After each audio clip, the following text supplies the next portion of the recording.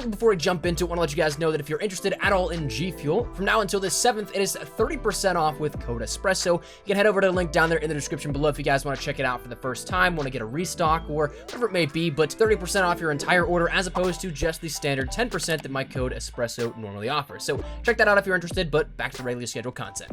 Operation Spectre Rising kicked off this weekend, really coming up for Xbox One and PC users, but with that came a lot of confusion in some areas. I know that I've gotten a ton of comments and tweets asking about specific things on where they are and why they're not visible. So today I want to kind of explain how everything will work with the upcoming Days of Summer event that should answer all of the questions here for missing content, things that we haven't seen just yet, or general inquiries you may have as to what you saw in the trailer for Spectre Rising but isn't available right now. So today we're going to break down when that'll be happening, what you can expect, and so on and so forth, just to kind of clear the air and explain a little bit about this new and different approach that Treyarch are taking with this Operation 4 or Spectre Rising as a whole.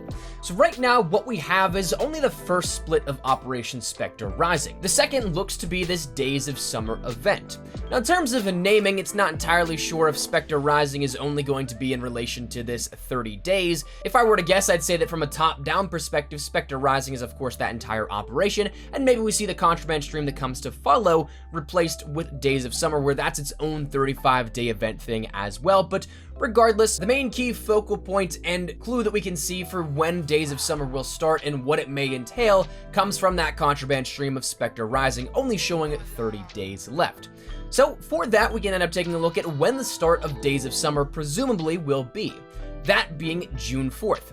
If you look again at that Contraband stream, you'll see that you have 30 days left, and though it doesn't display the hours in change, it will then bring us to Tuesday, June 4th, 1 month exactly from today, which is much sooner than that of previous Days of Summer events. The earliest that we saw before was the original Modern Warfare Remastered on June 27th, and even as of recent times, last year we saw Days of Summer kick off with World War II, Modern Warfare Remastered, Infinite Warfare, and Black Ops 3 on July 31st. So well into the summer for not only seasonal purposes, but also what a lot of people would consider their summer break for those still in school. This one looks to take fuller advantage of the time it's active, and though it's not known if it's only for Black Ops 4, we're going to focus on it for the purpose of this video, just Black Ops 4. Though even if there is a Days of Summer event for World War II, Modern Warfare Remastered, or Infinite Warfare, it's definitely possible, but as for how likely, who knows. Though, a quick little side note, the timing for World War II may actually play out perfectly to see this, because we have that final weapon drop that is supposedly coming as well for more content for players still on World War II. If you remember back a few weeks ago, maybe a month or two now at this point, can't remember off the top of my head, we had a few unreleased variants drop for players that were interested in that, though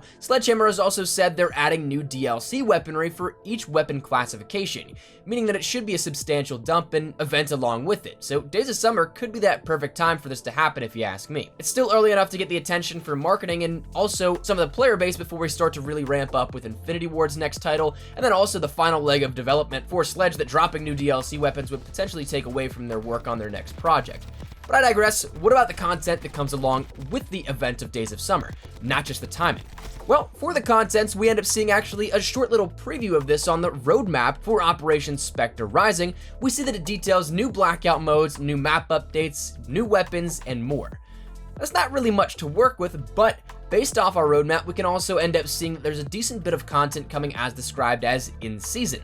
While a lot of this may be playlist updates or smaller items of interest, some definitely end up having some more weight to them that would definitely need a full-on title update to include. We can guess that because, well, some of the stuff that would be mentioned hasn't been found in the game files, as data miners have already had the chance to pick apart Update 1.17 that came out on Thursday, so we probably would have seen some sort of hint towards that content if it was already there. So with it not being there, it needs a title update to add it in. Let's start with the obvious content though. Let's start out with some things and work our way down the list. The first thing that really even points towards Days of Summer is that of the Contraband stream. This also was the biggest change to come out of the market and customization system for Operation Spectre Rising this season, which honestly I thought would be absolutely great. But unfortunately it had its own pitfalls, which we've talked about here on the channel, so without reiterating them and going into a discussion again, 50 tiers were introduced instead of the full 100, like we previously came to expect with Absolute Zero as well as Grand Heist. Now that's directly due in part to the seasonal split. They wanted to keep things interesting throughout the season, not just drop everything all at once. The other 50 items will be coming in the Days of Summer update as of June 4th. This is probably going to, if you ask me, include the ballistic knife, possibly the Mini 14 sniper, and other new customization items. Now, the ballistic knife is one that we can almost guarantee is going to be coming because that was shown off in the trailer, but we've yet to see it. Now, I don't see there being a Barbarian-style event from now until Days of Summer, so the best bet, again, is that Contraband stream. The Mini 14 is something that is curious on its own because this was introduced in Grand Heist, never released, and then teased by Treyarch that it would be coming this operation, though admittedly, it still doesn't make that much sense to me that we see it held off even longer. But it's additionally curious that we also have in the game files a Mark II weapon already there for it. I'm not entirely sure if this is just future-proofing for, say, next operation's reserve contents, how we see the weaponry added in from last operation introduced with a new one in the form of reserves and Mark IIs for those that don't necessarily have the time to get to those tiers, but it's also something that could be simultaneously and in conjunction with released at the Mini 14 as a new stream or whatever it is. But we're going to see that more and more ramped up. As for the customization, I'm expecting some thematic outfits and hopefully some more camos. Personally, I still think Modern Warfare Remastered did the camo work the best, and especially when it came to Days of Summer. We saw not one, not two, not even three, but 4 unique camos added in, which were all pretty decent looking. I'm also expecting, since we didn't get any camos, reactive, mastercraft, or static, that we do get uniforms and there to be a few thematic ones, specifically in relation to the summer theme, like Vacation Hudson, but for MP and the specialist there. There's also a few uniforms seen from Spectre Rising's trailer that have not made their way into the game just yet and didn't have shop icons in the game files, which points towards them being in tiers, which is a good thing, but again, the value proposition of them is up to you. In terms of MP going outside of customization, this is where we can start to see some larger items being added in. Let's come back to that theory of new map updates that was referenced in that Days of Summer teaser real quick, because this can easily relate to either multiplayer or Blackout, because we know that zombies won't be having a map drop until presumably probably Operation 5. In MP, it could easily relate to a new map introduced, which of course won't happen for the Black Ops Pass side of things. We see those introduced with the new operation launches, and with 2 more operations left and 5 more maps left on deck, we'll likely see either another 3 and 2 split or 2 and 3, depending on which way they want to do it. The map updates can also refer to the environmental changes for maps, and we do in fact have one of those already teased and on the way. It's listed as the in-season content for MP, the map of Hacienda Twilight. I'm looking forward to this truthfully, even though environmental updates to maps aren't everyone's favorite cup of tea, because this one will be on the cusp of darkness but still retaining some of its sunset properties in a way, so it'll be a nice little crossover that I'm expecting to be pretty visually appealing. Plus, on a personal note, I feel that I always do good on Hacienda, so I'm cool with that map change and another added opportunity to play it. But a larger edition like this also more than likely need a title update. So while Days of Summer doesn't guarantee that update 1.18 will come on June 4th at the earliest, it is possible that that's the case, and therefore that next update, timing-wise, could introduce this. Additionally, the game modes of Capture the Flag and Bare Bones modes are classified as the in-season content, and this is currently where I'm a bit stumped, because CTF has been teased for a while. It was leaked actually by the COD Companion app a couple of months ago, and I wouldn't be surprised if it's added in before Days of Summer, as it's an item that's more specific than others we see sometimes in the in-season stream. We also didn't see anything in the game files of the update 1.17 on PC that gave away that this would be in this current build, so maybe it's not. Regardless, those will be coming as well. As for the Blackout fronts, it's again referenced in a couple of ways here, new Blackout modes and that ambiguous map updates. For the sake of getting speculation out of the way, let's talk about the map updates that could possibly be happening here. On the Blackout front, we saw that Spectre, of course, destroyed Hydro Dam. Maybe it's possible we see some of this cleanup effort start with the Days of Summer update, and that'd be personally really interesting to me, because with this, it may be leveling some of the map to make way for larger POIs. For example, maybe cargo makes its way into the ocean, as we saw Hijacked moved up north. Maybe something replaces farms, as agriculturally that soil is ruined, so practically speaking from a canon perspective, that's unusable space, so why not change it, and so on and so forth. While I think it's probably a little less likely given the fact that we see an update of larger scale happening only once every operation, we wouldn't necessarily see that happen that fast, if we follow past patterns, that is. But then again, if Grand Heist taught us anything, it's that the only patterns, they don't really follow patterns too well, so who knows. Game mode wise, this is where we can start to see a little more specific outline of what we can expect. Firstly, Ground War. This is that 50v50 mode that we mentioned, and I'm 1000% all in for this. I can't wait for this, is how hectic it's going to be, and how much fun I think there will be to have here on this one. Friendly fire will be turned off, so there's no griefing your random teammates, but instead it's just going to be one massive of red versus blue, theoretically. And it'll be nice to get that win percentage up as well, if you want to get some stats up there, because you'll, at its base, have a 50% chance of winning. But this is the flagship mode that I would guess outside of Bounty Hunter for Days of Summer, so it makes sense to me that we do introduce it with that second split, being that it's the second biggest thing here on the game mode front for Blackout.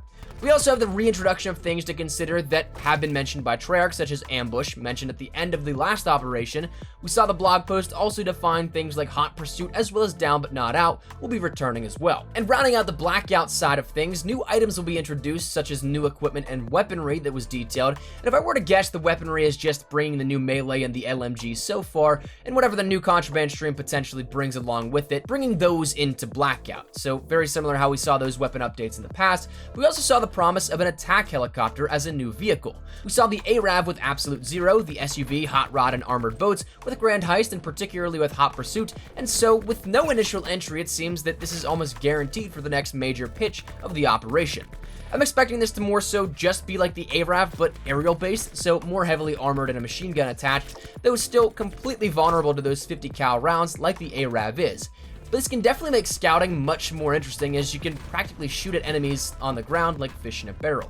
So admittedly, you probably don't want to do that too long, because you'll make a ton of noise and a bunch of players will be able to shoot you out of the air. On the zombies front, there really isn't all that much. Zombies seems to be getting the least attention this operation, especially compared to previous operations, and that's already on top of the seemingly 3rd out of 3 modes attention that it's getting throughout the year.